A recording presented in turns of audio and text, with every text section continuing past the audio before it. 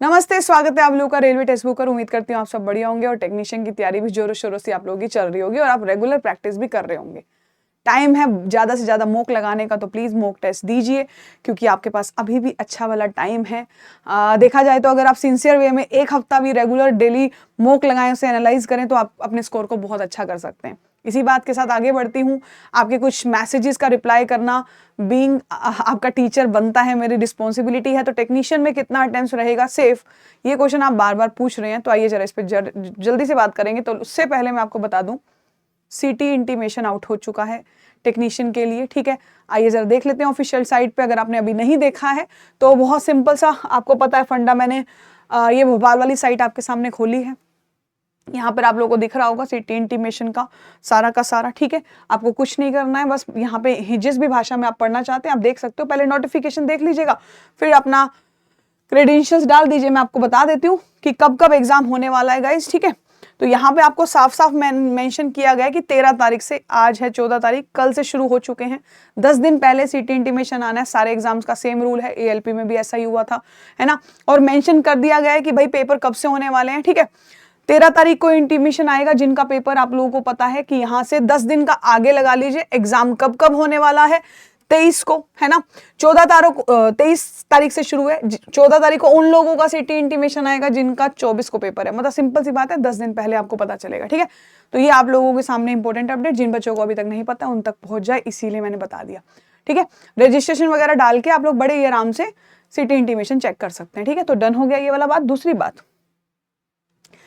तैयारी आप लोगों की चल रही है और क्या सेफ स्कोर रहना चाहिए उसके बारे में बात करते हैं। आइए मुद्दे पे आते हैं यहाँ पर। ठीक है, सबसे पहले मैं आप लोगों को एक बात बोलूंगी गाइस, अगर आप सच में स्कोर बूस्ट करना चाहते हो, यू वांट कि हमारे स्कोर बूस्ट हो जाएं, तो कुछ चीजें करिए और कुछ चीजों से दूर रहिए।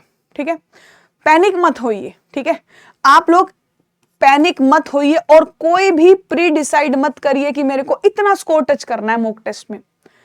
अटेंटिव मॉक दीजिए, मॉक टेस्ट देते टाइम बहुत ज्यादा एक्यूरेसी से काम करिए। ठीक है, लेकिन एक टारगेट सेट ना कीजिए, सोचिए मैं मैक्सिमम क्वेश्चन करूंगा, एक्यूरेसी के साथ करूंगा, है ना।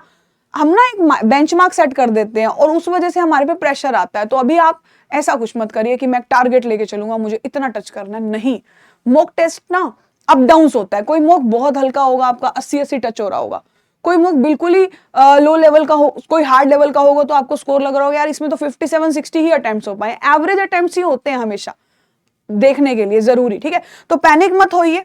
ठीक है, बेंचमार्क मत सेट करिए, हर मॉक अपने आप में एक अलग मॉक होता है। ठीक है, अगर मैं बात करूं करना क्या है, मॉक टेस्ट डेली देना है। ठीक है, मॉक टेस्ट रेगुलर बेसिस पर देना है। और अगर आप मॉक टेस्ट रेगुलर बेसिस पर दे रहे हैं तो गाइज आप लोगों के स्कोर ऑटोमेटिकली बूस्ट हो जाएंगे। और मैथ्स के लिए स्पेशली मैं आपको बोलूंगी, मैथ्स के लिए स्पेशली ऑप्शन एलिमिनेशन पे जाइए, ऑप्शन एलिमिनेट जरूर करने वाला प्रोसेस अप्लाई करिए।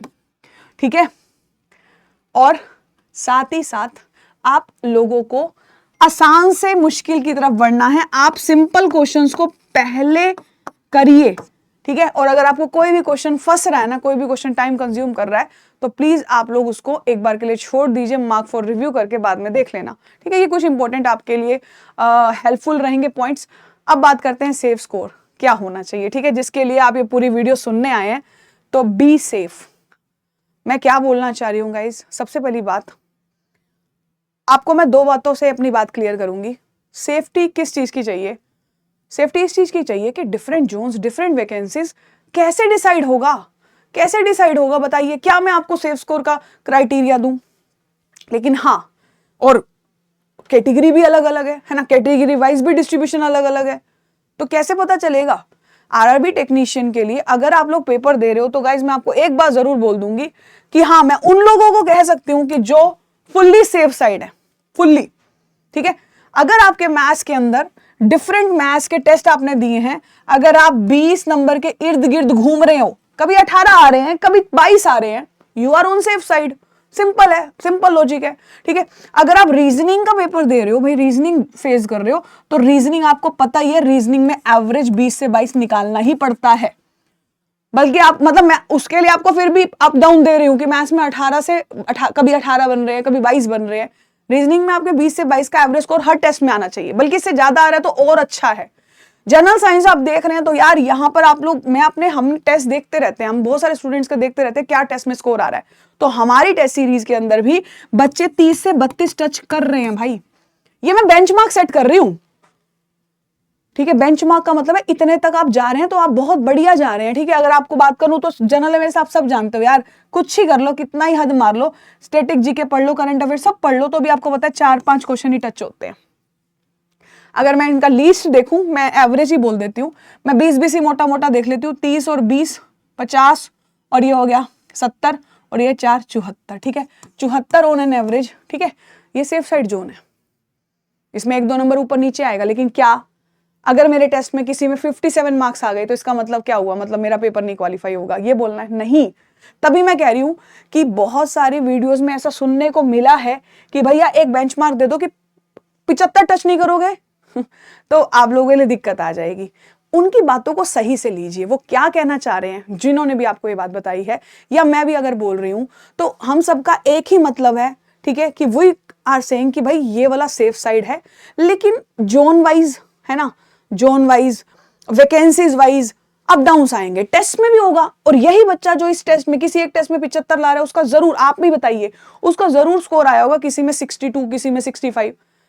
आपको पता है कि आप जो मॉक टेस्ट का लेवल दे रहे हैं वो कैसा है। तो गाइस सिर्फ और सिर्फ एक बात है कि ज्यादा अटेम्प्ट्स के साथ एक्यूरेसी रखना ही आपको जीत दिलाएगा, ठीक है।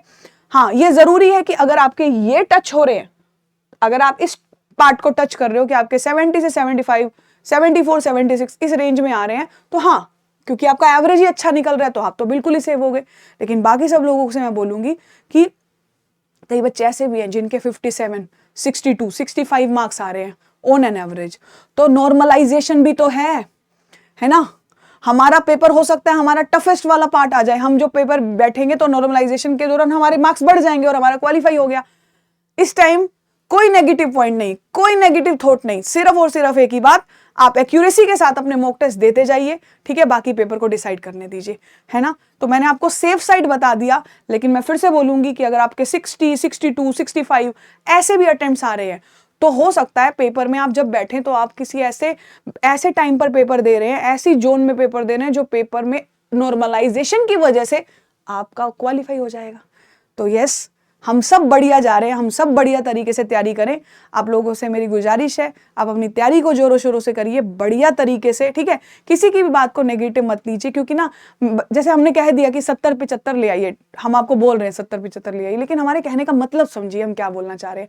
इससे ये नहीं कि आप पेपर में जा रहे हो 70 कर रहे हो, आपने क्या किया नेगेटिव, आपने सीधा सीधा क्या किया, चल 70-75 टच करके आना है तो भाई ले तुक्के पे तुक्के मार। नहीं, टारगेट रखिए बड़ा, लेकिन टेस्ट के हिसाब से नंबर अप डाउन्स आएंगे और ये लाजमी है, ठीक है।